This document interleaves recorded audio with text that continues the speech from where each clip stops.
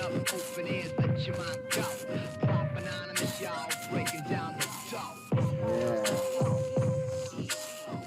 Hey, what's good, everybody? This is Propaganda Anonymous, and you are tuned in to the Prop Anon podcast.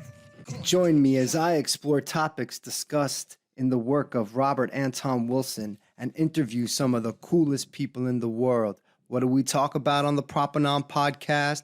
We talk story, we talk symbolic anthropology, crime and criminology, alternative reality games and UFOs. We talk conspiracy theory, comedy, comic books and quantum physics, liberation theology, negative theology, terrorism and music, sex, magic and drugs, psychedelics, housing and love.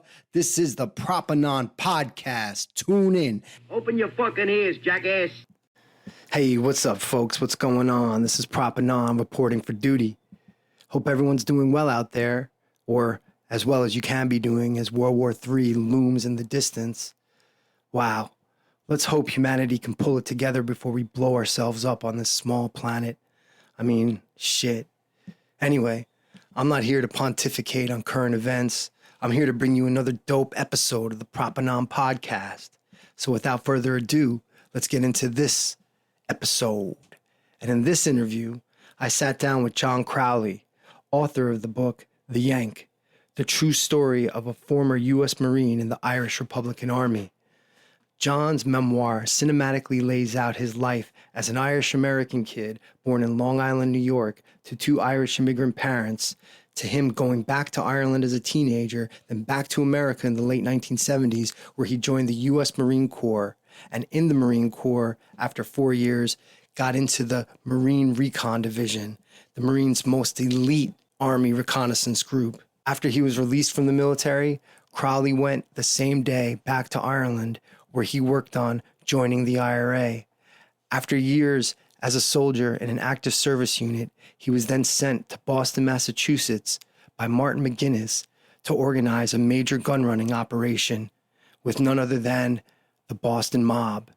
That's right, Whitey Bulger, Steve Flemmi, and Patrick Nee, and others in the Boston Mob helped John accumulate nearly 7 tons of weapons, which he was set to bring back across the Atlantic from Boston to Ireland in 1984. However, an informer behind the scenes played a part in him getting busted off of Kenmare Bay in Ireland with all that weaponry. Our interview gets into all that, but we also talked about the perennial scourge of Irish Republicanism, informers, and British agents. We talk about the revelations that the head of the Provisional IRA's internal security unit, Freddie Scappaticci, was himself a British agent, and what that meant to the IRA's war for liberation. We also talk about the Troubles from the perspective of a soldier fighting on the ground, and what all that meant. War is a horrible phenomenon, and war over land is something humanity is still struggling to evolve out of. How do we all get to the place where we can share this earth without exploiting or murdering each other? These are tough questions when it comes to the legacy of violence that is the colonial British Empire. For John and others like him, Ireland remains unfree and yet to be a fully united republic. The most important question these days is, how do we secure an Irish republic in peace and not war? So without further ado, here's my interview with John Crawley. So John, what is Irish Republicanism? Well, Irish Republicanism is an ideal, a political philosophy based on a civic view of the Irish people, a citizen-based view, as opposed to a more national view, or an ethnic view of the Irish people. Irish Republicanism was was started in 1791 by the United Irishmen, although Irish nationalism has tended to be associated with Catholicism and the native Irish. And Irish Republicanism also came to be associated with that. A lot of people might be surprised to know that the Irish Republican movement of the United Irishmen was founded in 1791 by 28 men, of whom 26 were Ulster Presbyterians and 2 were Anglicans, Wolfe Tone and Thomas Russell. So it was actually started by Protestants. And these were Protestants of the Enlightenment.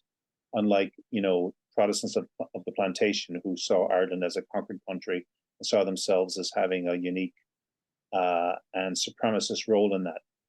But you see, up until the founding of United Irishmen and the concept of Irish republicanism, most Irish nationalists wanted the return of a Gaelic aristocracy, or perhaps even a Catholic king on the throne of England. The United Irishmen were the first to come up with the concept of Ireland as a sovereign, independent republic in its own right, a republic that would transcend the sectarian divisions and break the connection with England and forge a joint civic identity of Irishmen in a national democracy within an all-Ireland republic. And that's basically what it's been about for 200 years, and it's still about. And did the role of informers have anything to do with the rising not happening conclusively at all? As always, yes. Of course, there was a Leinster executive of United Irishmen that were formed to organize the rising, and there was an informer on that. And without maybe reading too much into it, the executive was composed completely of Protestants, and the one Catholic on the executive was the informer. Informers were very heavily involved, as they almost always are in Irish history. Right. The Brits get in there, and they're able to, the Brits have unlimited resources to buy people, to wait things out, to play the long game. And they get people in organizations at the ground level, and very often, maybe even over 20 or 30 years, get them up to a higher rank in the organization so they can nearly control it. They've done that many times over the years, even up to the present day. Even up to the present day, yes. And that seems to be things that are coming out more and more in regards to the Troubles, that time period of 1969 to 1998, I suppose. But I think we have a lot to speak about all that. Sure. But before getting too far ahead of myself, I'd like to just briefly touch on the fact why we're speaking, and which is that you're the author of this great memoir called The Yank, which is a fun term that the Irish like to call, even Irish Americans, they're always the Yank. Yeah. And no matter how long you've lived in Ireland, but what a great read it is. It's just your life story from becoming like a super trooper with the Marine Recon division of the US Marines to working with and being an on the ground operator with the Provisional IRA, and to your present observations about where things are at today with Irish Republicanism, which there's so much in this book. It's so great. It's so well written too. So I just want to commend you as well. Yeah. I look forward to more books. Thank you very much. Well, I'm going to try, but next book will probably be a novel. But I'm often asked, did I write the book myself? Or, I did. I wrote every word of the book. Except one word. The only part of the book I didn't write was the title, The Yank. The American publisher, when I told him the story about that was often my nickname, he thought, well, that'd be a good title. Mm-hmm. And I wasn't that keen on that title initially, but I think it worked out. But why were you not too keen on that as a title? I'm just curious. I don't really know. I think even though the book was an autobiography, I know it seemed to focus too much on me. I mean, I was kind of really focused on the politics of the situation and trying to explain them. And but I mean, the book was about me, and so I suppose that's a bit silly. But just initially, I wasn't that keen on the title, but I think it worked out okay. And that was my nickname with a lot of people. Nice. And I would, as I mentioned in the book, I would often say, well, please quit calling me that, because if there's an informer or we're in a bugged location, you're identifying me. But, it stuck. It kind of stuck, And there's many people, former members of the Provisional IRA, if you ever ask them, who's the Yank, they'll know immediately who you're talking about, But it's an apt title. It was, yeah, but it was good. It was all done in good taste and, and with respect. It wasn't a derogatory term in any way. But I guess it's good I wasn't from Alabama or someplace like that. They might like to be called the Yank. Right. But yeah, well, anyway, it didn't bother me. So you went through the Marine Recon, and from there, you say in the book that after 4 years in the Marines, you left on an early May day in 1979 in the morning, and you were on a connecting flight out of JFK at 2 p.m. to Dublin, Ireland, to seek out and join the IRA. Yeah, well, no, well, I was on a connecting flight to New York to catch a flight to Ireland. Yeah, but I mean, I was on a plane for 2 o'clock. I was the first leg of my way home to go back to Ireland. Yeah, so I wasn't wasting any time. And you were got a job on a building site, or you asked around to Yeah. see if anyone, was that what it was? You were kind of just asking around. Did anyone know anyone? I got a job. My dad was a builder, and I got a job with him for a while. But then I was trying to find out how to join the IRA, and I found out this guy had been a prisoner, and he was working on a building project. So I got myself in there, and I kind of approached him and talked to him for a few days, and he guessed my intentions pretty quickly, and he did try to put me off it at first. He says, it's a dangerous, bad life, but I wasn't I wasn't going to quit at this stage. So eventually, I was approached by somebody in the IRA. They heard I was looking to join, and it took a few months and all of interviews and things like that, and checking out my background. But eventually, I was sworn into the IRA as a volunteer. And this was in 1980. 1980, yeah. Mm-hmm. How long between? Well, let's talk about your swearing in. Yeah, because at the time there was the Green Book, and it's my understanding that it was basically Jerry Adams and maybe Ivor Bell who came up with this notion of the Green Book, and to have IRA volunteers, I guess, just read the Green Book. Is that? Well, that was basically it in a few lectures, because a lot of men were breaking in the barracks. A lot of men were being beaten and tortured, and they were given information. So the thing about the Green Book, the main point of it was to give an outline of what we were fighting for, and also about security. Security was a major part of it, keeping your mouth shut when you were arrested and things like that. And I don't remember, it's quite a long time, but it wasn't too sophisticated. Now, it certainly wasn't a training manual. It didn't train you in weapons or anything like that.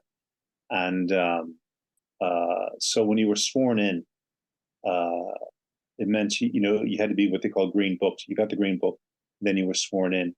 So basically, technically, you could be executed if you became an informer, because under the IRA rules, if you hadn't been sworn in, you really couldn't be shot for informing.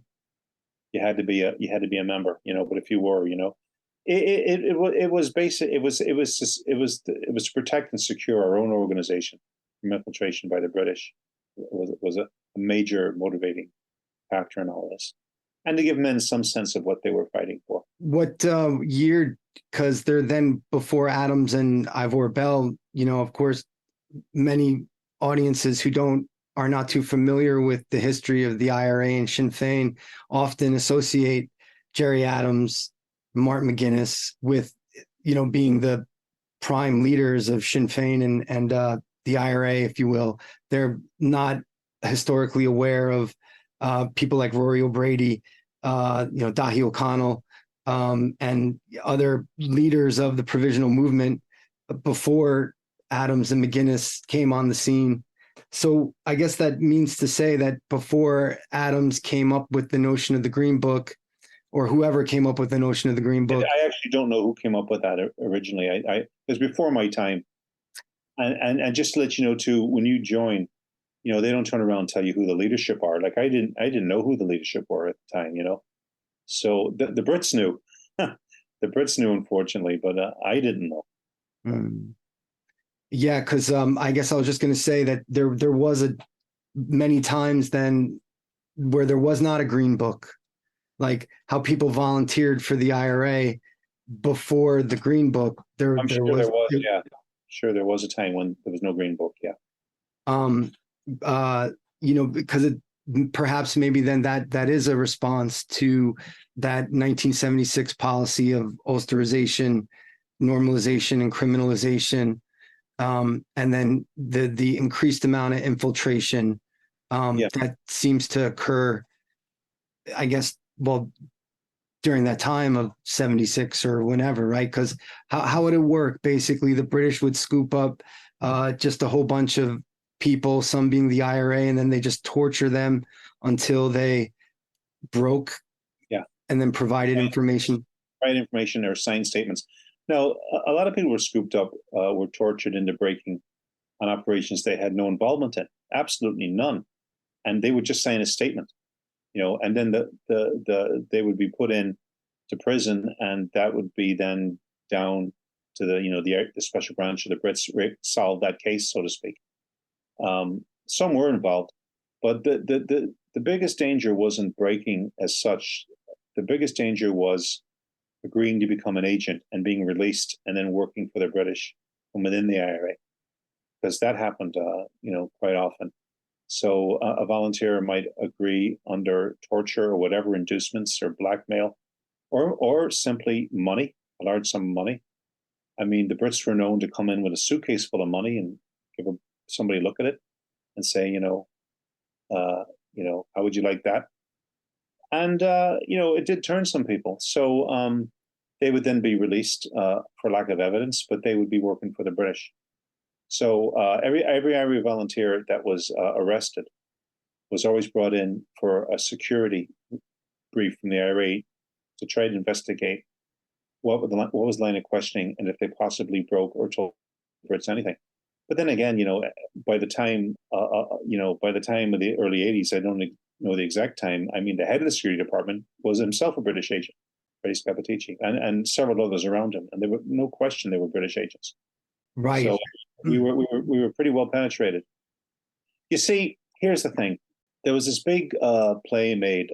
The IRA was reorganized by certain people in Belfast and reorganized it into these active service units and these cells that couldn't be penetrated. But then what happened was the IRA brought in Northern Command and started to tell units that various operations had to be vetted by Northern Command before they took place.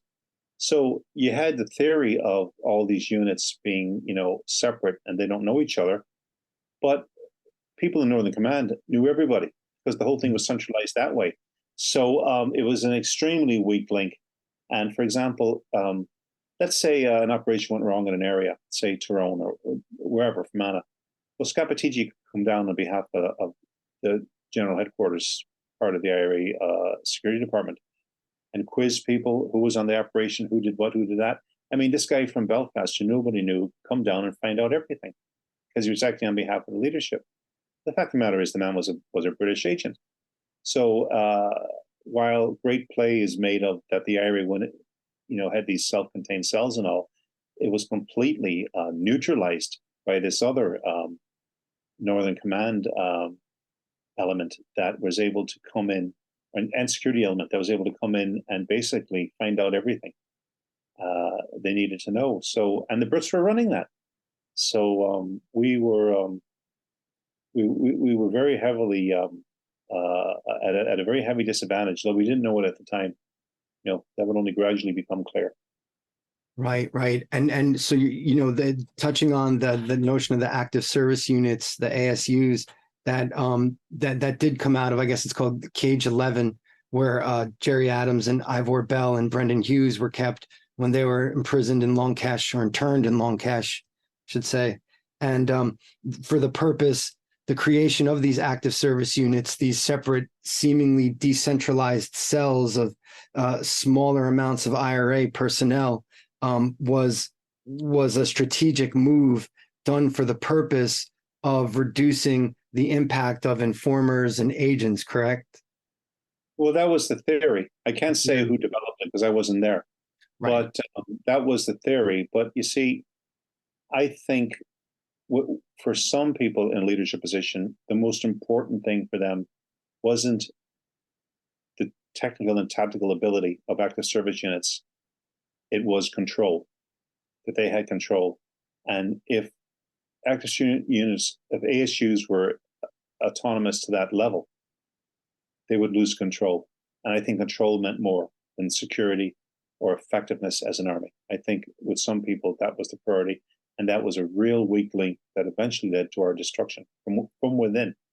As Mhm. Kitson said, you can only really defeat a guerrilla army from within. And that's what happened with us. We were defeated from within. Uh, you know, we were told that Jim Linus' funeral. I was in prison at the time. I knew Jim. He was killed at Loughball with 7 other volunteers. And I remember Jerry Adams saying that Loughball would be the tombstone of British rule in Ireland. But British rule is still there, and the IRA are gone. The IRA are buried, and so it isn't exactly the way we thought things were going to pan out. For sure. So when I say we lost, that's what I mean. And when I say we lost the whole concept of republic. I mean, you have what I call pacification at the minute. I don't call it peace, because peace, real genuine peace, deals with the root cause of conflict. The root cause of conflict to an Irish Republican is British claims to jurisdiction in our country. Pacification means the IRA is disbanded, its weapons are decommissioned, and there's no real armed threat to the British state anymore. So, yeah, that's pacification. I know there are people who will argue that what does it matter what you call it, as long as nobody's getting killed? Peace, pacification, doesn't matter what you call it. It's semantics, but it's actually not, because you'll have genuine peace when you've dealt with the root cause. When you have just pacification, that's a very unstable position to be in, because the root cause of the troubles are still there, which is Britain's denial of Ireland's right to national self-determination as a whole. That still exists. The IRA may be gone, but that British claim is still here. So I'm not saying that armed struggle is going to start again, anything like that. I wouldn't know. I'm not involved in any organization, and I wouldn't like to see it start again. But the fact of the matter is, the root causes of the troubles in Ireland are still basically intact, and it's hard to, if you look at Irish history, that's not a good place to be long term. Yes, that's a tough pill to swallow, especially, with all the exuberance and positive media attention that the Good Friday agreements received in 1998. You look back on footage, and it's such a glorious time. Even from like 1994, when the ceasefire, the Provisional IRA ceasefire with the British Army military was called, right? Like those 4 years. It didn't seem like a lot happened. I mean, of course, the Omagh bombing, which was that pretty much seemed to really destroy the idea of physical force, republicanism for many. There's a deep and dark story behind that that'll probably never come out. But who benefited from that bombing? It wasn't Irish Republicans, that's for sure. Right. And when you say there's a deep and dark story that may never come out about the Omagh bombing, which, happened in 1997, was considered the at the hands of the real IRA, who were, considered called a dissident Republican physical force movement, which the leader was Mickey McKevitt, who was the quartermaster general of the Provisional IRA when he left in 1997.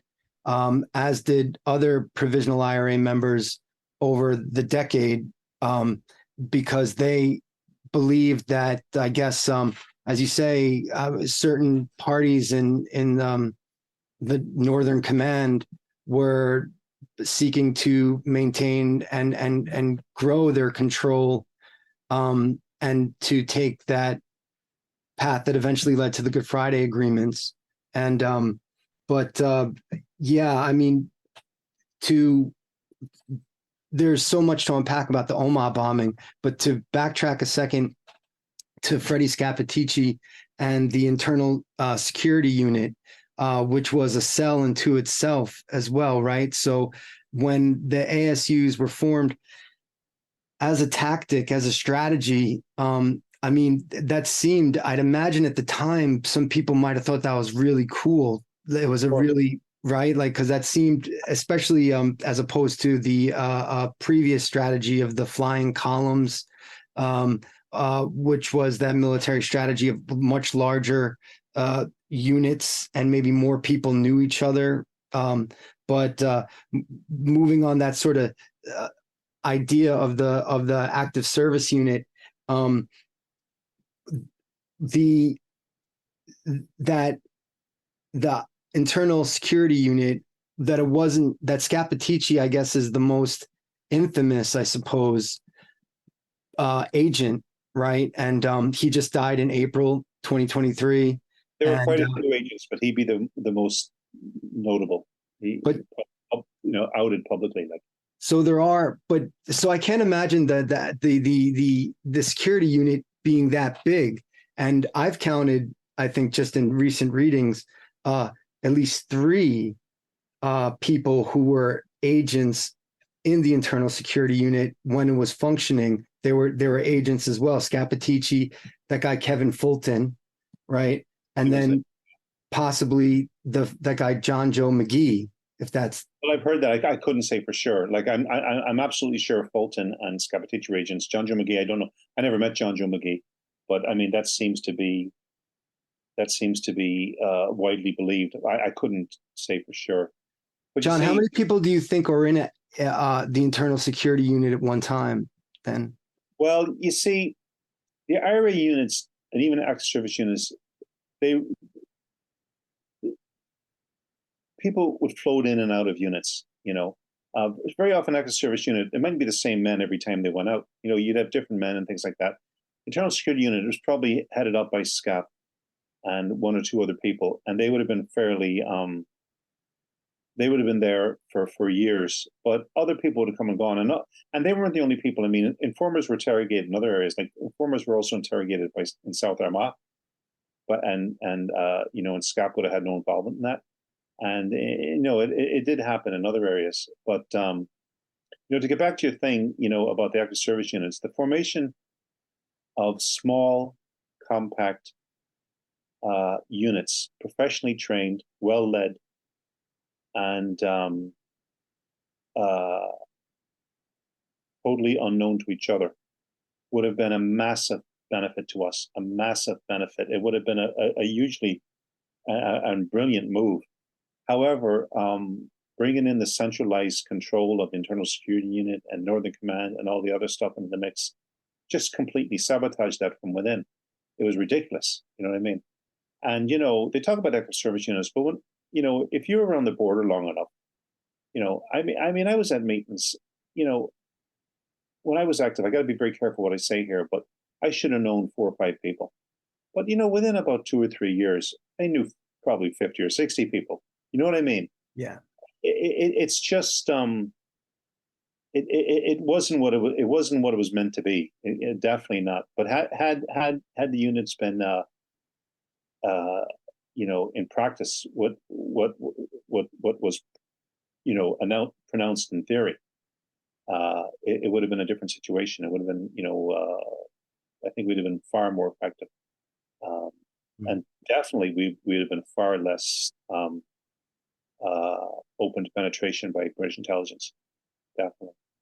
But I think the level of penetration by the Brits and their level of knowledge of the movement and their ability to manipulate the movement in directions they wanted it to go was amazing. Very slowly, softly catch you monkey, but eventually they got there. For sure. And you've touched on in previous interviews too. I mean, and what we're speaking on here is, the IRA was an illegal army, right? A clandestine secret organization that already, it not being a legally sanctioned army, that already puts it behind the 8 ball a little bit, if you will, in terms of public perception. Well, just being a member is a prison sentence. You don't have to do anything. Just being a member, it will get you, 5, 6, 7, or 8 years in prison. Just being even in Ireland, yeah. Oh yeah, absolutely. Mm-hmm. And so it's something that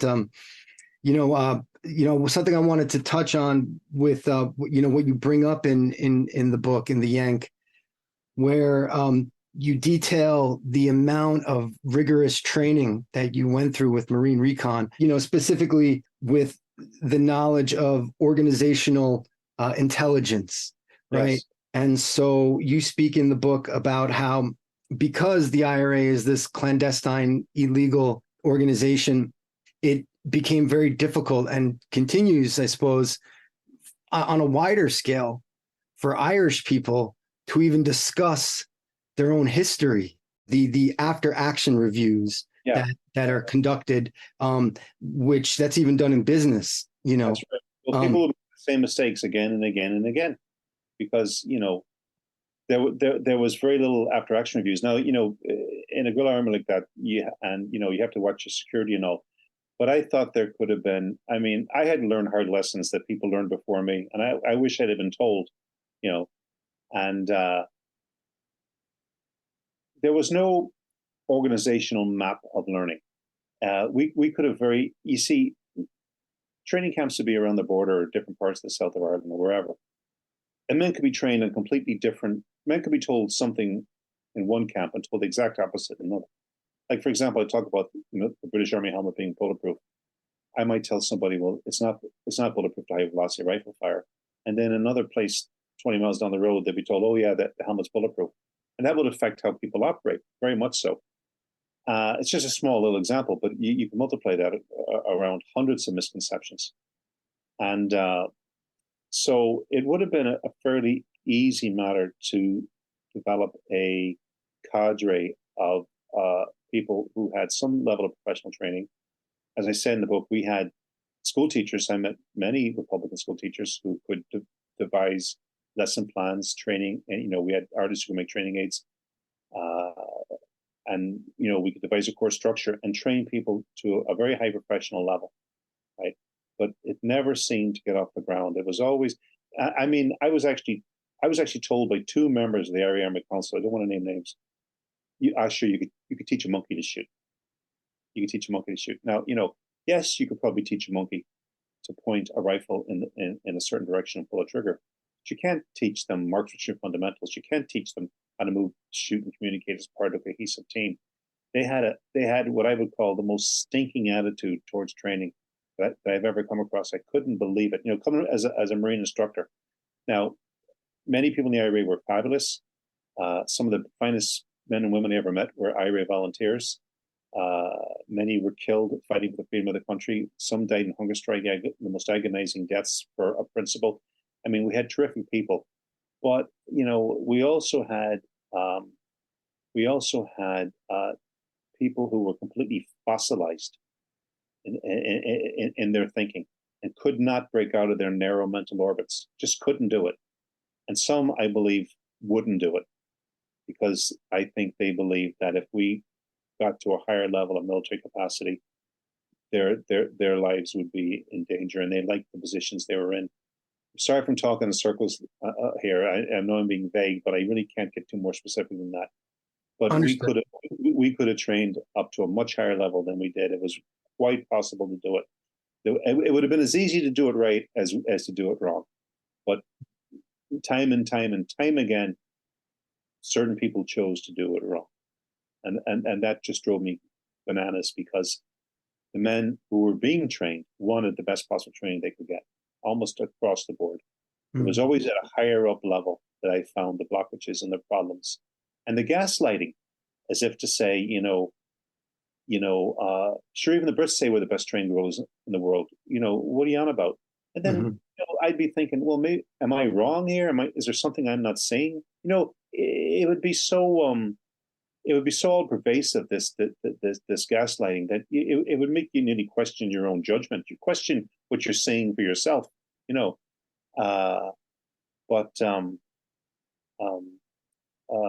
You know, we certainly could have done better with the training. No question about that. Now, we had a good engineering department, the department that made a wide range of improvised explosive devices and things like that. And the lack of effectiveness actually in small arms and that is flagged up a bit by the fact that even according to the Brits, half the British soldiers killed between 1979 and the ceasefire in 94 were killed in 12 bomb attacks. You know, so gun attacks were quite ineffective because basically men weren't trained. Not only not trained in their own weapons properly, but had very poor understanding of the enemy equipment. You they thought helmets were bulletproof. They thought the jackets were bulletproof where they weren't bulletproof. The flak jackets and that, and just an awful lot of misconceptions like that.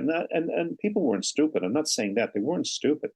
I mean, if you put me in a 737 and asked me to fly it, I wouldn't know where to begin. Does that mean I'm stupid? It just means I'm not trained to do it. Mm-hmm.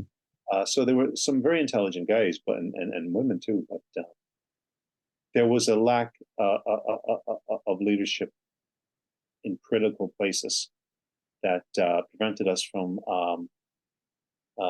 getting to negotiations eventually in a much stronger negotiating position than we did. Mm. And when we come to a good Friday agreement, I don't want to jump ahead too far, but there's this narrative. People think that the Provos, negotiate this agreement with the Brits. I mean, the Good Friday Agreement was negotiated between the Dublin government and the London governments. The provisional of the IRA were on the fringes and were consulted about decommissioning and policing in certain aspects. What they would accept and they wouldn't accept, but they were not in any way central to negotiations. They were not a victorious army negotiating with the enemy. That was never the case. Although that's the narrative they try to push now. We bombed the Brits at the negotiating table. That's nonsense. Absolute nonsense. Mm. And well, you bring up Northern Command as another area of centralization, command and control, I suppose, when it came to the active service units. And well, you were sent to Boston by Northern Command, correct? When you went to Boston to help. By Martin McGuinness. I don't know if he was acting in his capacity in Northern Command. In fact, I don't think Northern Command had been set up then. Northern Command came in around 86. Well, no. I'm sorry. Northern Command was there, but the order to run operations through Northern Command, I think, came in around August of 86, I believe. Okay. So I don't think, I think Martin was probably, I don't know what capacity he was acting in. He was an IRA leader. He told me to go to the States Mm-hmm.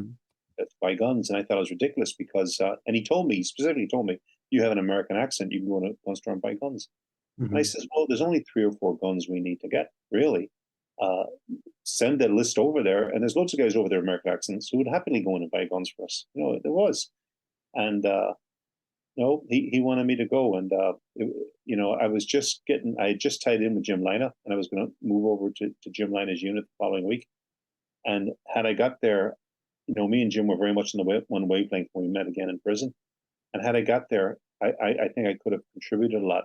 Not as an operator, but contributed a lot as maybe advising on training, weapons, accessories like night vision, things like that we could have got would have improved us. And that would have been, I think, the best place for me to be as a volunteer.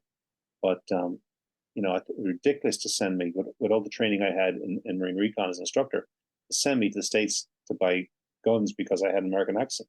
So the only asset that, Martin McGuinness felt that I had to contribute to the movement was my accent, basically. I mean, and I thought, so joining Marines, the recon had been a complete waste of time as far as I was concerned, because I really wasn't able to contribute anything substantial to the IRA at all. Just my accent, which was ridiculous. What unit was Jim Lina with? Well, he was from North Monaghan. Now, Jim operated with different units, but when he was killed, he was with East Tyrone. But again, Jim would have operated with the Fermanagh Brigade. He would have operated East Tyrone. He would have operated all over the place. Very active volunteer, somebody that I felt had, the special forces capabilities or character that I would have met with special forces people that I met when I was in recon. I met Green Berets, met SEALs, met, Army Rangers. Jim had was of that caliber. I felt that caliber. He was highly intelligent, absolutely courageous, and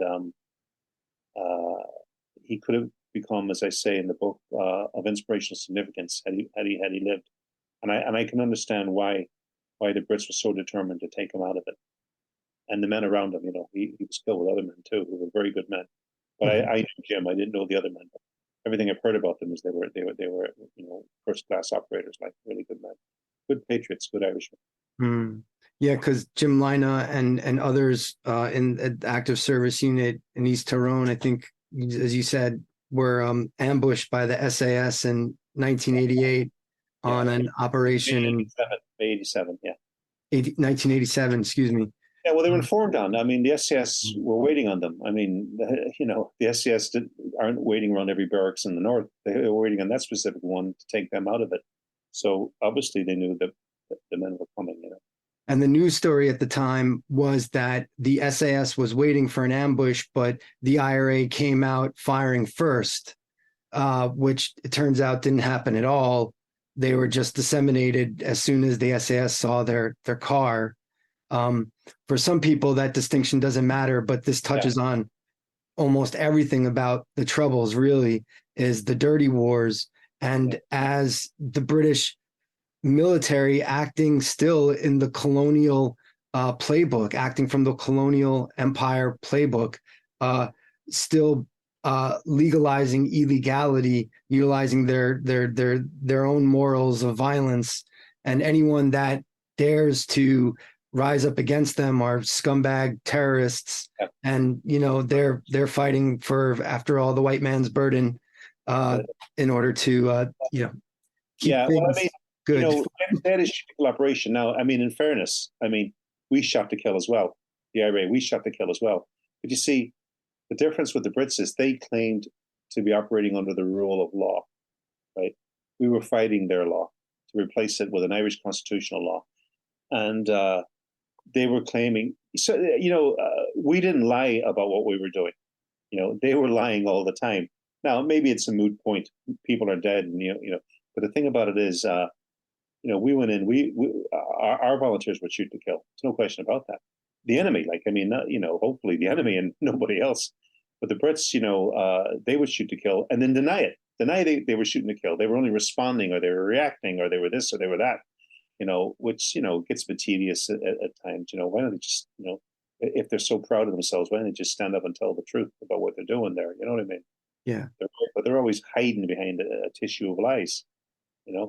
But as far as the men being killed on the operation, they were very brave men. They were taking on the enemy, and they were killed in action. And I don't think those men, none of them wanted to be killed, but I don't think any of them would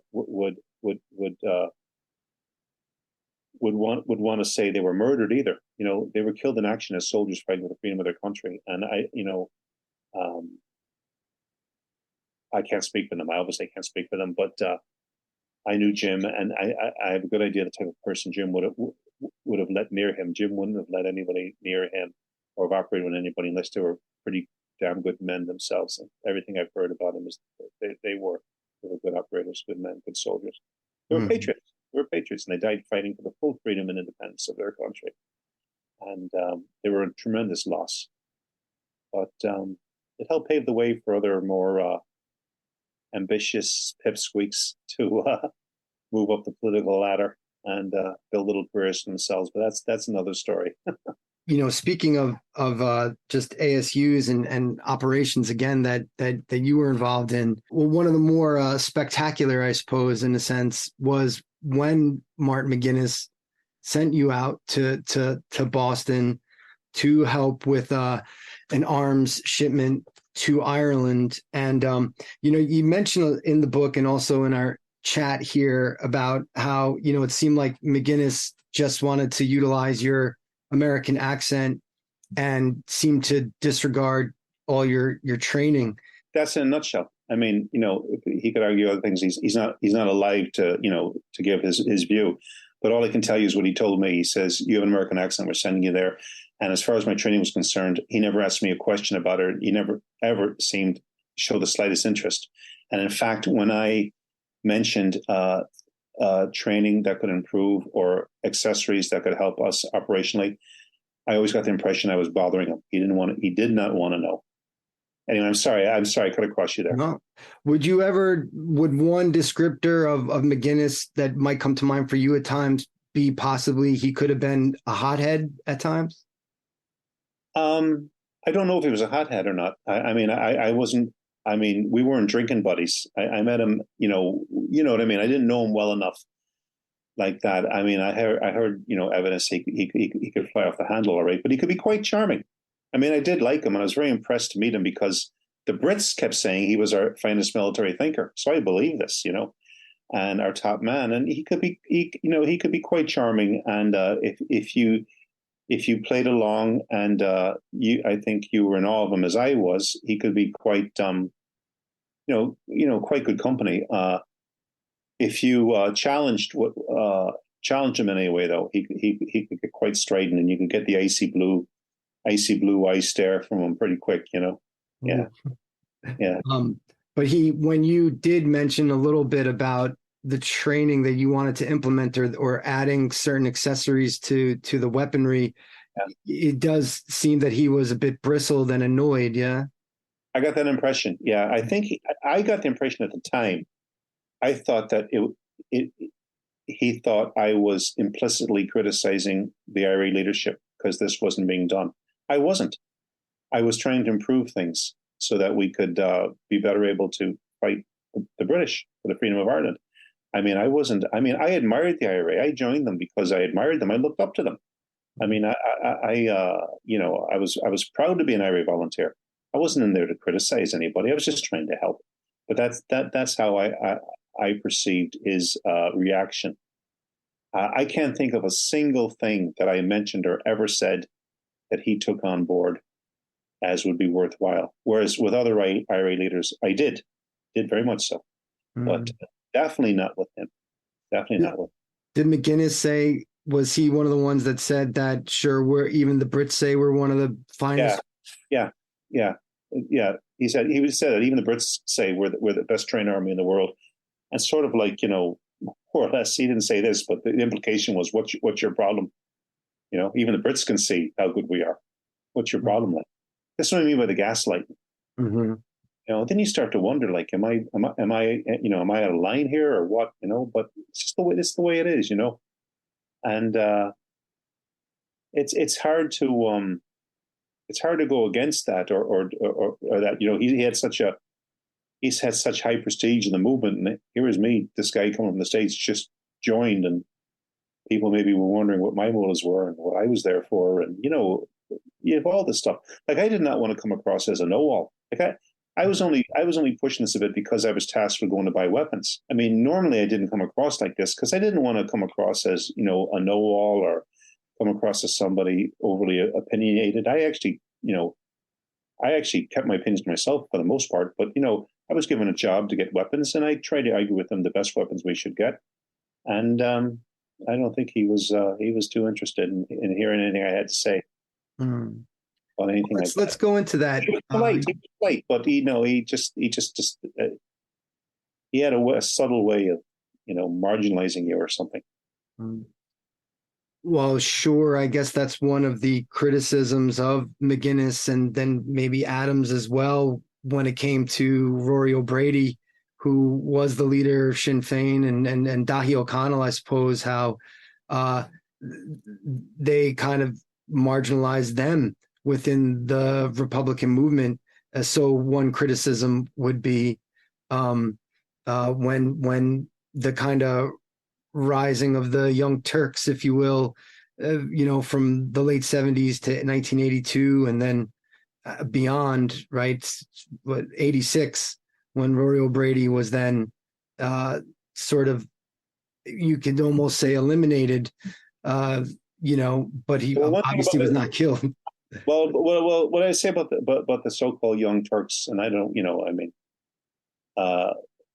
is that they weren't very good at defeating the British government, but they were superb at gaining control of the organization and keeping control of the organization.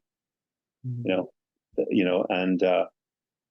there were people in that. You see, I'm a firm believer in that a real leader produces more leaders.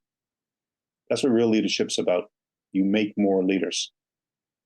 There were too many people in the provost who were only interested in followers. They put followers in the position, and we should have been a ruthless meritocracy. In the sense, what I mean by ruthless is, if a man was the best man for the job, even if you didn't like him or you didn't agree with him, or he wasn't on your side on arguments, whatever, he should be in that position because he is the best man for the job. That would not happen. So, very often, disciples were put in place. I believe, in key positions, and many of them, too often, were very incapable individuals. Some of them were capable, but too many times they were incapable. But if they were on message, on board, in other words, a spoken wheel. If the wheel turned this way, they turned that way. If the wheel turned the other way tomorrow, they turned that way too. No bottom line, no prince. In other words, their loyalty was to the messenger, not the message.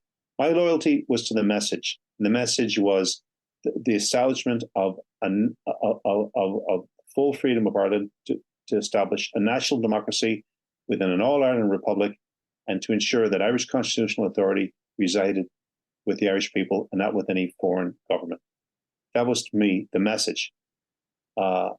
If the messenger wasn't on board the message, then I had no more interest in the messenger. Whereas other people, their loyalty was to the messenger, because for whatever reason, maybe reasons of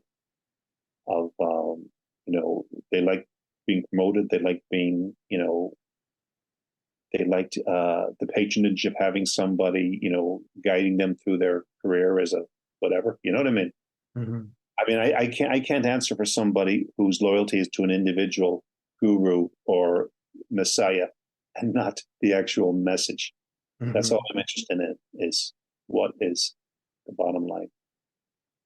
And well, on that note, you on McGuinness's order, you went to Boston to fulfill an operation and a mission, and it brought you rubbing shoulders with, I suppose, the Irish mob in Boston at the time.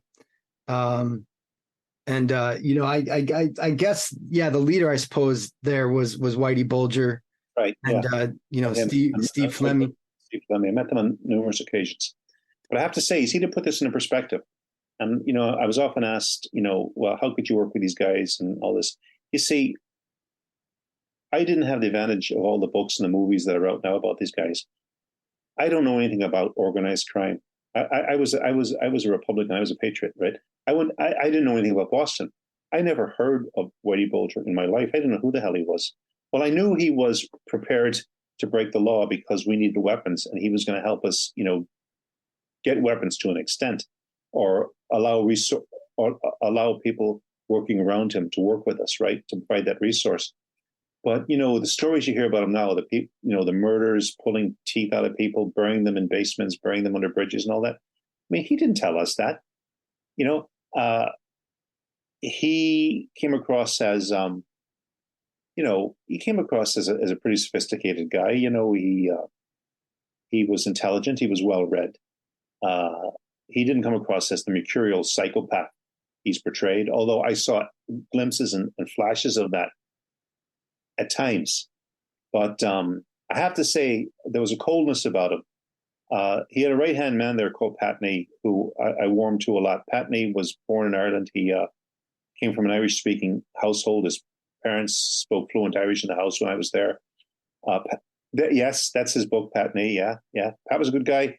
Pat was a criminal. Makes no bones about it. He called himself a criminal, but he also had a great support for the struggle for Irish freedom, and he gave us a lot of help. If it wasn't for him, we wouldn't have accomplished very much. So, Whitey wasn't hands-on in that sense, but I never could quite discern Whitey's real motives for helping us or allowing Patney to help us. But I never trusted Whitey, and I'm not just saying that in hindsight. I generally never trusted him. I was never comfortable in his company. Whereas, I liked Pat. I liked being with Patney. We got on well. He was a former US Marine as well.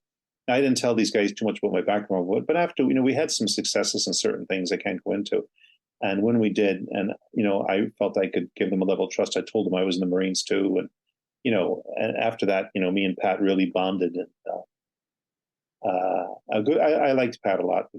Pat Pat watched my back, But I have to say about Whitey Bulger, I mean, knowing what I know now, it's 10 times worse, But even not knowing that stuff back then, and not knowing the details of what he was doing, I found him a very cold individual and somebody that I would not be friends with. We wouldn't be drinking buddies. Well, I don't drink anyway. We wouldn't be drinking buddies. You know what I mean? Mm-hmm. Whereas I could go out to barbecue with Pat and enjoy myself. Mm-hmm. You understand, different scenario. Yeah. Right. Well, sure, of course. I mean, some people are just pure psychopaths. Yeah. Well, I didn't know if he was a pure psychopath at the time. It seemed to be. There was this coldness there, and as I say in the book too, it came to a point where I thought that if my operation was conflicting with his operation, I could disappear. Mm-hmm. That did cross my mind at the time. So I didn't trust him. I didn't like being alone with him or anything like that. Yeah, that's a pretty harrowing moment in the book that you describe, where you're cleaning, you're filing off some serial numbers from some AK-47s or something, and then in comes Steve Rifleman Flemmy, who also was fond of torture. And, well, I didn't know that at the time. Right. Yeah. And Whitey Bulger. Steve Flemmy came across as kind of okay to me. I mean, I wasn't afraid of Steve Flemmy. Not that I was afraid of Whitey. I was wary of Whitey, but Steve Flemmy came across as just quiet, and I didn't know his background. I didn't know anything about the guy really. But it was Whitey I was focused on, and they did come down to the basement one time, and I was in the corner, and I believe that's the same basement where they buried the bodies, and where they later killed John McIntyre. Mm-hmm. But I mean, of course, I didn't know any of this at the time, and I just remember, the hair standing in the back of my neck, and wondering why they were down here, and I was in this corner. None of the guns were loaded, and it just crossed my mind: are these guys gonna, end this now here? And I could have ended up, but in a lobster pot in Boston Bay, as I said, no. So I think it just flags up. Like I'm not a paranoid person, but I think it flags up the wariness I felt and the lack of confidence and the lack of trust I felt when I had those thoughts when they were down there. Now they did leave, of course, or I wouldn't be talking to you now. But I didn't want to be alone with them again. I didn't want to be unarmed around them again.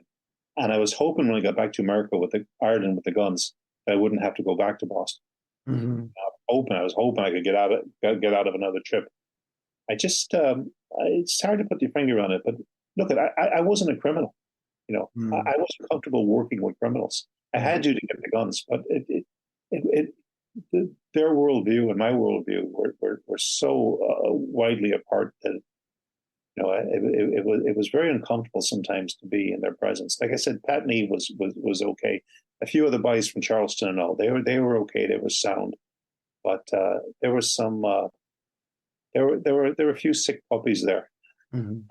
And I would have been glad to be away from them. Kevin Cullen, the Boston Globe writer, wrote a book, a biography of Whitey Bulger, and reading that book is interesting because the way that he presents Bulger in relationship to the IRA is that Bulger, he caught the patriotic fever a bit, and it was the most noble thing that Whitey Bulger ever did to support the IRA. Because according to Cullen's research or his book, Whitey Bulger made a deal with John Connolly, the FBI agent, who those two had their own special relationship, where Whitey Bulger was providing him information and John Connolly was doing the same, providing Bulger information, and they were helping each other out in a symbiotic sort of way, twisted way.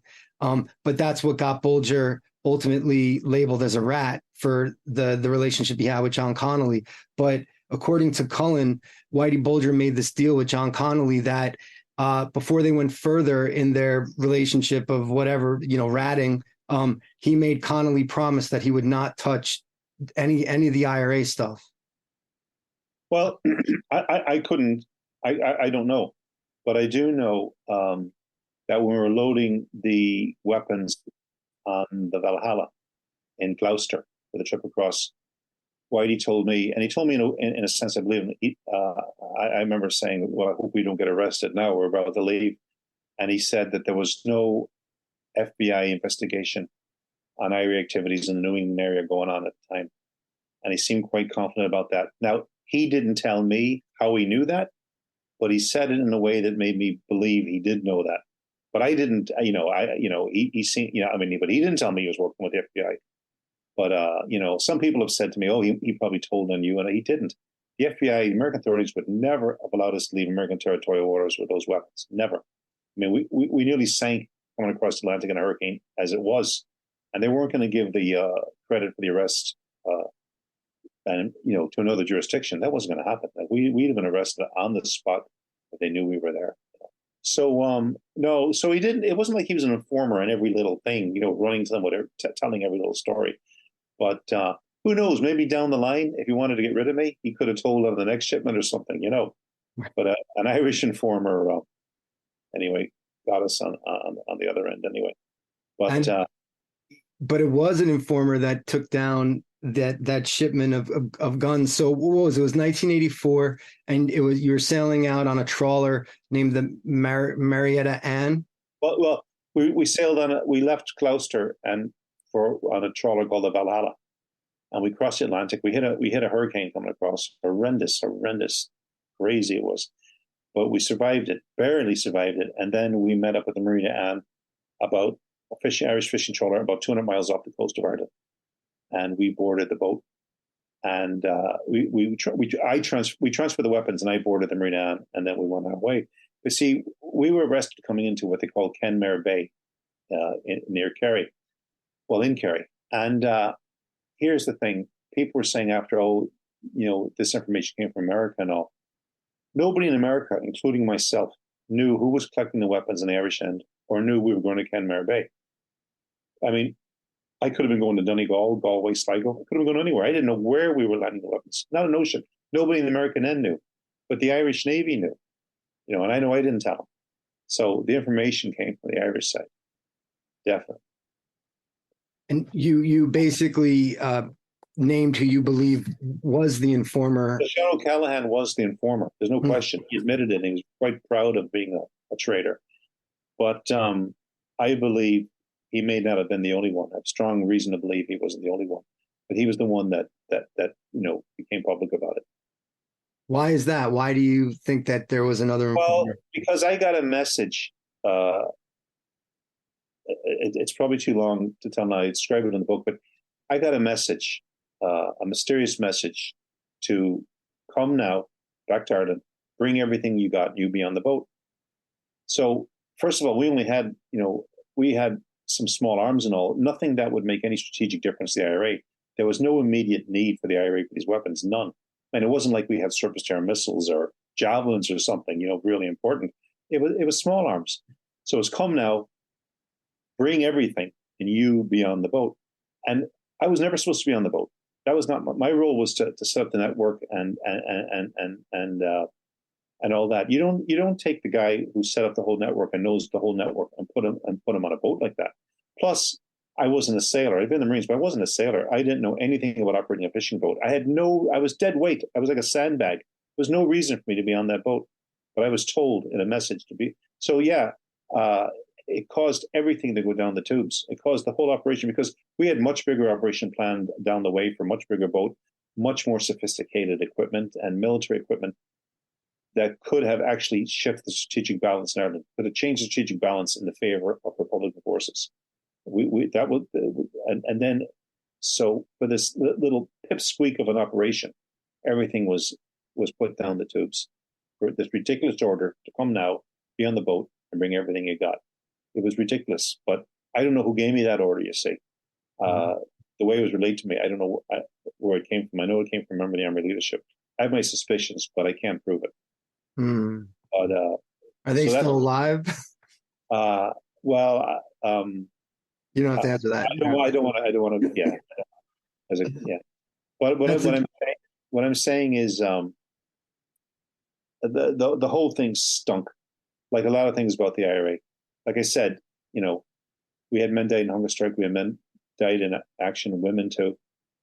Some of the finest people I ever met were in the IRA. It's the finest people I ever met. There's no question about it. The vast majority of people were fantastic, overwhelming majority. But just a handful, a small number of informers really done a lot of damage. They punched above their weight because they were in positions, in crucial positions, some of them, where they were able to do a lot of damage. And unfortunately, men paid with their lives and with their freedom for that. Mm-hmm. And women. Of course, yeah, and I mean, this brings up a debate that goes on today.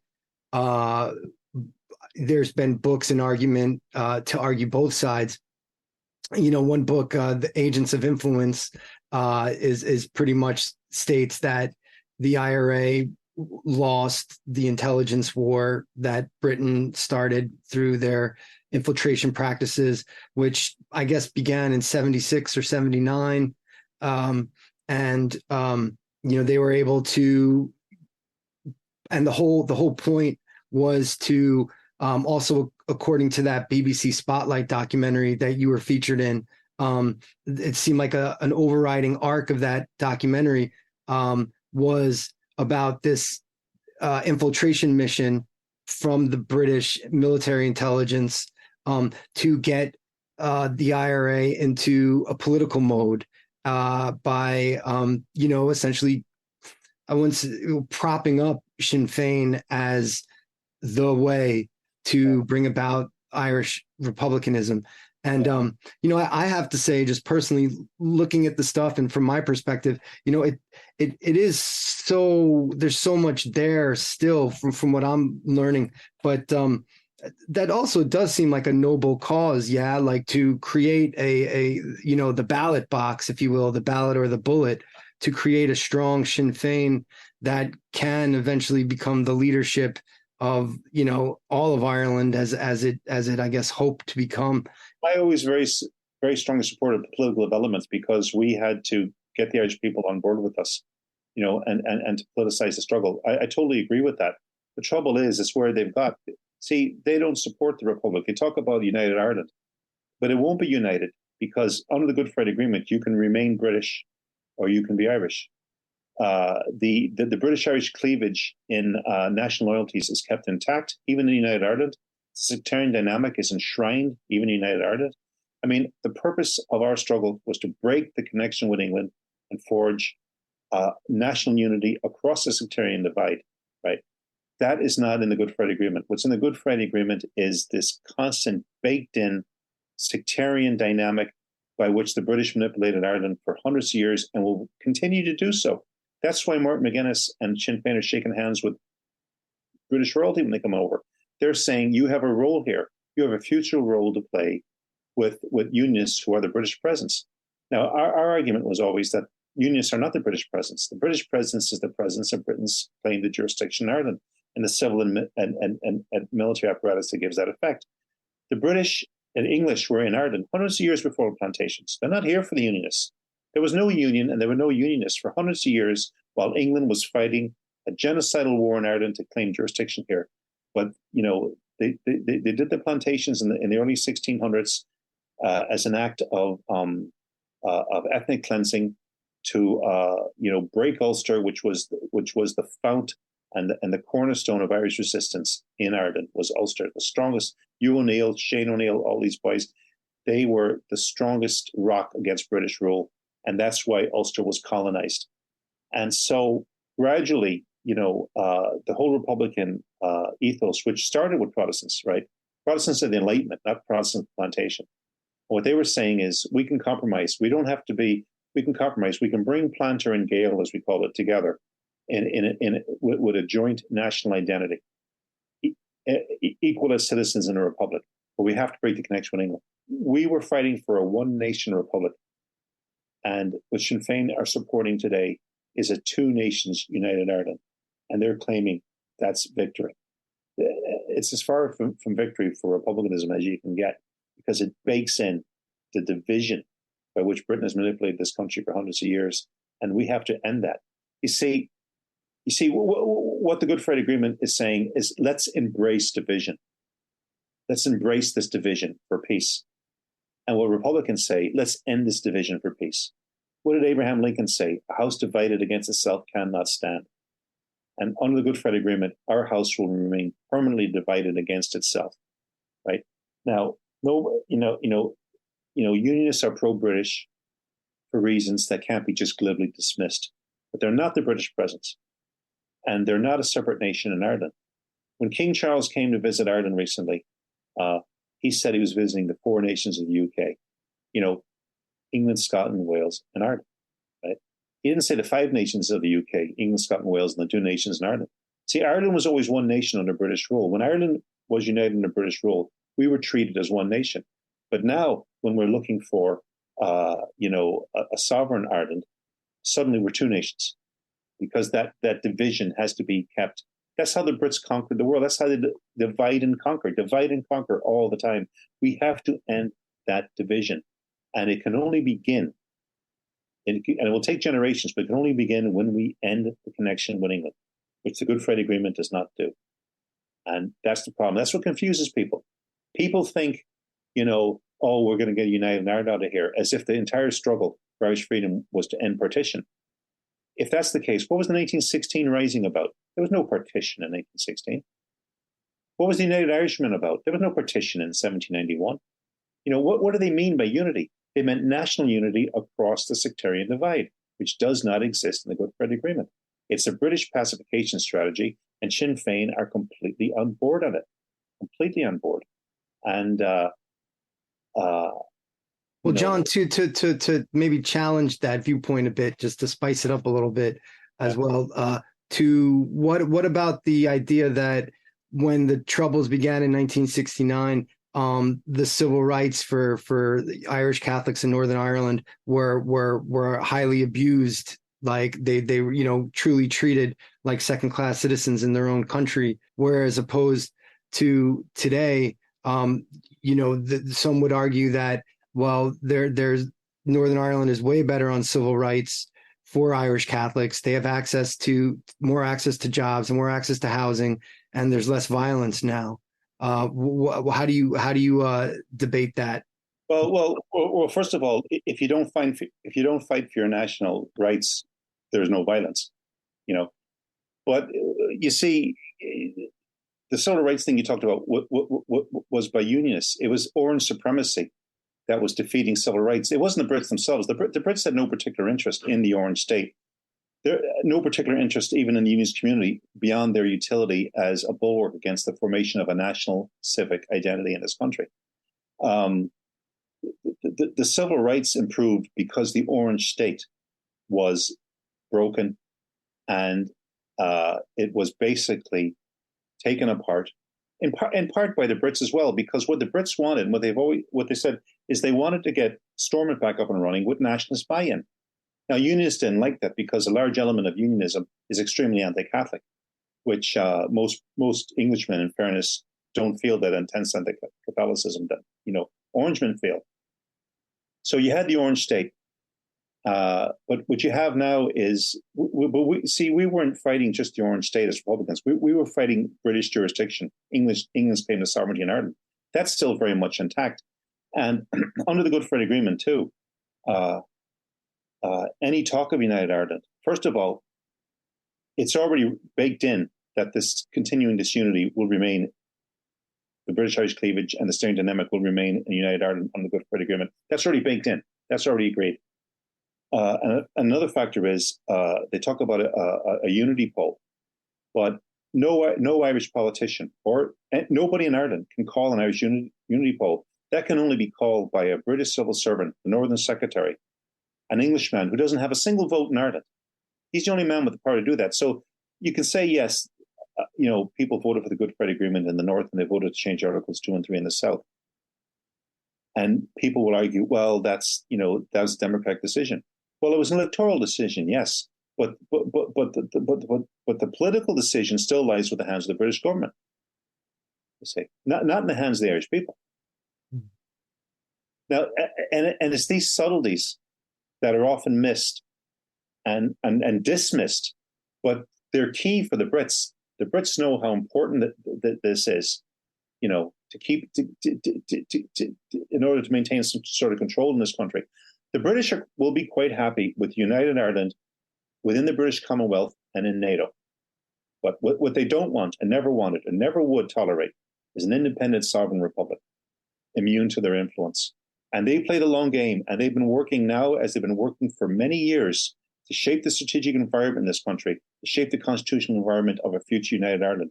Because there is no question the demographics are going one way, and unionists will eventually be unsustainable in the north. Unionists are only a majority in 2 of the 6 counties now, only a majority in 2 of the 32 counties, right? The Brits are playing the long game to maintain their influence here. And the best way for them to maintain their influence here is through baking in that sectarian division. And, like I said, too, when Sinn Féin were running around shaking heads with royalty saying, well, because you represent the British presence in Ireland, which is unionists, that's totally counter to every Republican, tactic or strategy that we ever had. We were to break the connection with England, not to enhance it and say, you have a legitimacy here. And not only that, you have a role to play in the future. That is not a Republican position. That is not a Republican position. Now, it's a position. It's not a Republican position. And I'm a Republican. A very important point. This is where some of the subtleties come in. Some Republicans are nationalists, mostly nationalists, I'd call them, were fighting the Orange State. They were fighting the lack of civil rights, the sectarian supremacy. And when that was ameliorated, they felt the fight was sort of over, or they'd fought enough. Others, Republicans like myself, we were fighting British jurisdiction in Ireland. As far as I'm concerned, people say, well, the Orange State and all that. If the Brits paved the streets with gold, I'd have still fought them because they have no right in this country. And you see, so what happened then was when the Brits were bringing in, political dispensations that were starting to put, Catholics into the system, unionists would squeal. Nationalists hear unionists squealing, and they think we're winning because unionists are going crazy here. But the Brits are sitting back laughing. The Brits are laughing at this because the Brits don't care about the Orange State. They care about maintaining influence in this massive, strategically important landmass on their western flank. And whatever way they do it, and whoever their allies are to do it, they will work with them. They've always done that. And thank you for that. And do you mentioned that the British state is playing the long game, yeah, and that there's only 2 counties that are a population of where Protestants or unionists are. So they have anticipated, in other words, the turnover in the amount of Irish Catholics in the North. And that's what the Good Friday agreements really were, to kind of graft that the shell of Irish Republicanism into whatever this shared island motif is. Is that what you're saying? Absolutely. I mean, I think it's been described very well by others that the purpose of this was to get Republicans in and keep Republicanism out, and that's what they've done. They talk about a sharing. They talk about a new Ireland, a shared Ireland, and a shared island. What you will never hear speaking of is the Irish Republic. The Irish Republic we fought for. There was no talk of that. Because that wasn't never on the table in negotiations. Never. It's never a matter even for discussion. Never mind negotiation. So that's the position we're in at the moment now. But I think that anyone who believes that when unionist population dwindles to an unsustainable level in the 6 counties, that the British government will just leave Ireland and close the door behind them, are seriously mistaken. Because Ireland is a very strategically placed island. The British nuclear deterrent has to go between the strait between the north of Ireland and Scotland when it's going out to sea. They don't want an independent country on that flank, maybe controlling that strait if they can help it. 97% of all global communication cables, undersea cables, pass through Irish territorial waters or close to them. And also, Ireland is placed on very strategic approaches to the North Atlantic that control the gap between the UK Greenland, and Iceland, where Russian submarines and ships have to come through to get to the North Atlantic. And also Ireland has a population of Ireland has a population of 2 million men and women of military age. So the Brits look at this, and they're not going to just ignore that and leave it to go its own way if they can help it. They've never done that in their history. They're always trying to shape the strategic environment to suit them at some stage down the road, and they play the very long game, and they're doing it right now. And I think one of the unfortunate things about the Good Friday Agreement and the way it's been played is that people see unionists in great discomfiture at losing their sectarian supremacy and think we're winning. But as a Republican, we've only won when we have no British Irish cleavage and our national loyalties baked into this country. That we have national unity across the sectarian divide and a national democracy within an all-Ireland republic. That is our goal, and we can never achieve that until the British connection is ended. Mm. And so then would you agree in terms of this debate going on, say, like, as I said, between the one stated in that book, Agents of Influence, which was that the use of informants and agents were able to steer the IRA to the Good Friday agreements.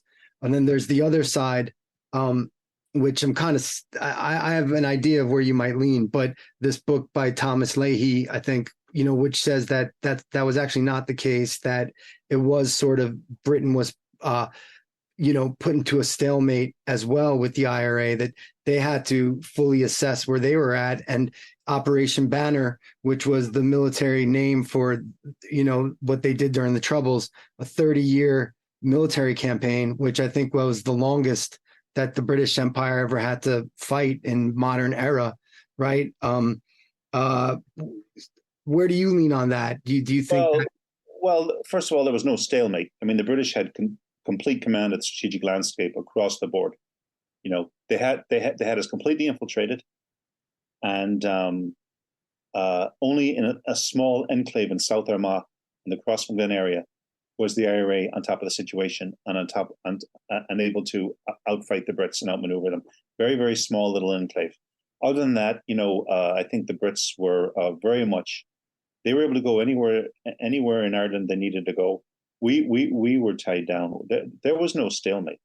I mean, we got in. They talk about the Libyan weapons that came in. It's 85, 86. It's no secret. I mean, a massive amount of weapons. Given us a capacity that we couldn't have dreamed of in our wildest dreams that we had suddenly acquired. And if you look at the statistics, from getting those weapons in 85, 86 to the ceasefire in 1994, British military, police, and army casualties went down every single year. So what does that tell you? I mean, there's a clue there somewhere, right? There was no stalemate. We were infiltrated, and we were turned to an internal settlement on British terms. Now, they're doing very well in the South in elections because it's nothing to do, I don't think, much with United Ireland. It's other factors with the youth and housing and stuff. But you got to remember, Sinn Féin might be riding high right now, but in 2019 they lost half their council seats in the South, and they lost two of their 3 European seats. So I mean, they've taken a position now where their position seems to be now: if you ride every horse in the race, you can't lose. That'll only get them so far. They're a party of protest, and their tails are up. But you see, here's the thing, and I don't want to be specifically against Sinn Féin. But you see, they're claiming to be the Republican Party, and they don't have a Republican message. They've openly said that they will discuss, changing the national flag, changing the national anthem, rejoin the British Commonwealth. They've said all that. Mary Lou McDonald one time was on the record as saying she would discuss flying the Union Jack on certain days over Leinster House.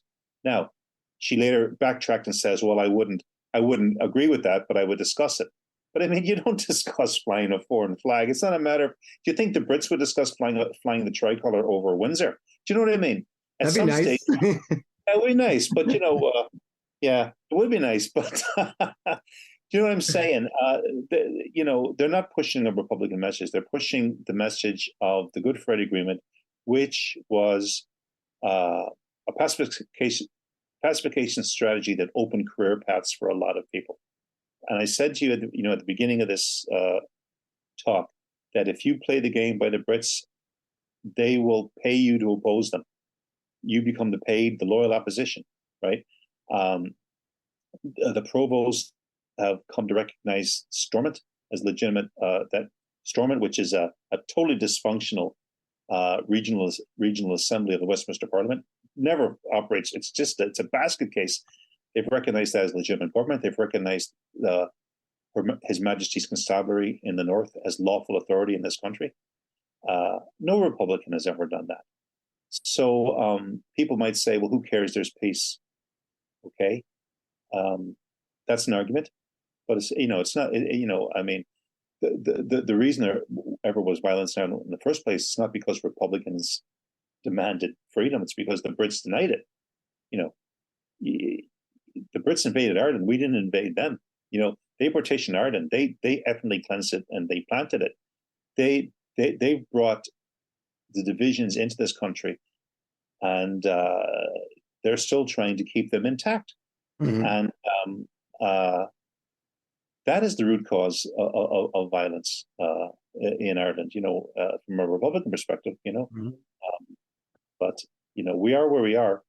I'm glad. Don't get me wrong. I mean, I don't want people to get the wrong idea. I mean, when it comes to what they call the peace process, now I look at it as a pacification process, but without splitting hairs, what they call the peace process. I'm not against the peace. I'm glad there's peace, and I'm not advocating a return to armed struggle. Mm-hmm. My criticism is of the process. We have to look at the process, and if one is a Republican, one has to be critical of a process that cannot lead to a republic.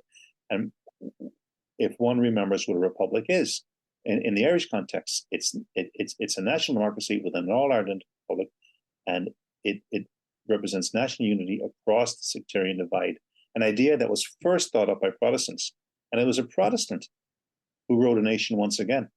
There's a Protestant who led the 1803 rebellion, Robert Emmet. Protestants have been through all our history some of our greatest patriots, but those are Protestants motivated by the Enlightenment. It's Protestants who are inspired by the plantation, by sectarian supremacy, by colonial conquest, who are at odds with us when we want to talk about developing a national democracy. And they're backed by a foreign government, a very powerful foreign government. That's the right. Problem. They haven't won by force of argument. Their position is there because of the argument of force. Right. That they were, coming from the planter tradition and being used then later, as you said, as earlier, as you said, proxy armies, the loyalist, paramilitary groups. But so we've been speaking of this within the context of the British colonial empire and their legacy of violence, again, to name check that book, which is a, it's a different history than some book, by the way. I got the book. I just haven't had a chance to read it yet, but I got it about 3 weeks ago, but I am going to read it this month. And of course, that book detailing, some a list of countries that Britain, invaded and legalized their lawlessness in, Ireland just being one, but Ireland being the first, and as the adage goes, may also be the last colony to break free of Britain. Let's hope not. But within that context, we speak of informers, et cetera, and secret military intelligence. Mostly the emphasis is put on, obviously, British military intelligence infiltration of the IRA, and then the Irish special branch police, which Sean O'Callaghan was an informer for, but then also British intelligence as well. But he was working double duty, I suppose. But you mentioned in your book about how after, you were busted with the Valhalla run. You spent 10 years in prison. You came back out, and then you went back out into operations, and you were going to do a false flag operation in London with the appearance of bombs, Semtex bombs at 6 electrical stations or substations, utilizing icing sugar because that looked like on X-ray, looked like Semtex, and that sort of, and to shut down just operations for a day or half a day in the city of London. You and your comrades figured out that would actually cause a lot of tumult for the financial sector of London, and economic target. And based on two previous bombs that were quote unquote spectaculars, which should be noted, like an extremely low human casualty rate, which of course my position, and I'm sure yours, but I know mine, is any loss of human life is a tragedy, but war in and of itself is tragic. Warnings were given. I know in one of the case, a photographer got too close and he was killed, but I mean, warnings were given, So that's unfortunate. Yes. When you were busted for that, you guys didn't get a chance to implement the operation, and you stated that you believe that there were, or you probably learned that there were at least 60 surveillance officers for each one of you guys out there. When we went out to do anything, there'd have been maybe 60 surveillance officers on us in 4 teams of 15. And so, the entire resources of the UK state, what they had were on us. Entire resources that they had. Then you're re-imprisoned. You're in jail, and you got a strange visit from 2 Americans, a woman and a man, and the woman said she was with the State Department. American Embassy, I think. Sorry, yes, not the State Department. The man said he was with a different agency, which I took to mean the CIA. Right. Now, with that, John, so basically you took away that this mysterious fellow with an easygoing smile and dressed in a certain way, basically told you, John, I'm with a different agency. I've been following your career with some interest. And please, you can tell us everything about the bomb, and we'll take you out of here. We'll fly to for a new life in the United States tomorrow morning. We're prepared to offer you a lot of money. And then he leans forward and says, John, a lot of money. All you have to do is tell us where the explosives are hidden. And then, of course, you went through the channels of telling your lawyer and also fellow IRA comrades, like, hey, this guy is, trying to say some shit. But now, he didn't tell you that he was with the CIA, though, right? No, he said I'm with a different agency, but I mean, it was clear he was with. I mean, a different agency only means one thing, the CIA. I mean, you know what I mean? He was trying to recruit me for intelligence. Now, he told you that he was following your career with some interest, meaning that he was watching you for some time. Well, he was following. I don't know if he was physically watching me, but he was up to speed on my files and my whatever intelligence was being gathered on me. Why would a CIA agent be interested in getting all that information from you? Like for the British are the number one allies. Mm-hmm. But I also said, it crossed my mind, it could have been a false flag operation. He could have been MI5 or MI6, claiming to be American on the presumption that I might possibly work for the Americans, but they knew I wouldn't work for the Brits, But I wasn't getting information on our operation to anybody. Didn't care where they were from. But I had the impression he was CIA. But when he said I'm with a different agency and I'm following career of some interest, he was obviously in the intelligence field. And I don't know any organization in the United States that calls themselves the agency, except the CIA. Mm. So he was trying to recruit me as an agent, as an informer, but I said no. So went back to do my 35 years, and then I found out the next day the IRA called a second ceasefire. So that's why they were so anxious to see me that day, because I didn't know anything about another ceasefire. I didn't know another ceasefire. I thought I was going to do 35 years there. Mm-hmm. I had no reason to believe otherwise. That's interesting. So it could have been just yet another ploy. but also, as you mentioned, the close relationship between CIA and MI5. Well, if the Brits wanted me to give information, they would have, the Americans would have cooperated with it and say, look, bring this guy to a new life in America, give him loads of money, and if he tells us what we need to know, that's okay. Let him over there and give him a lot of money, and once we know what we know, who cares? You know what I mean? Mm-hmm. You know what I mean? And well, I couldn't go back and live in Ireland if I became a reformer. I couldn't go back and live there. I certainly wasn't going to live in England. So I suppose it makes sense that they brought the Americans in. Mm. Interesting. I was an ex-US Marine and all that, Right. And I had American citizenship, so. So we've touched on the book here and there. I recommend listeners to really go out and read it. Again, it's an extremely exciting, enlightening, and interesting read. No matter what your take is on the IRA and the troubles, it's a really well written book, and I thank you for that, John. And I wanted to just ask you leave with this one last question: is what does the future hold for Irish republicanism from a peaceful perspective? How do we move forward in this regard? Well, I don't think there's an Irish Republican Party at the minute that is pushing Irish Republican goals from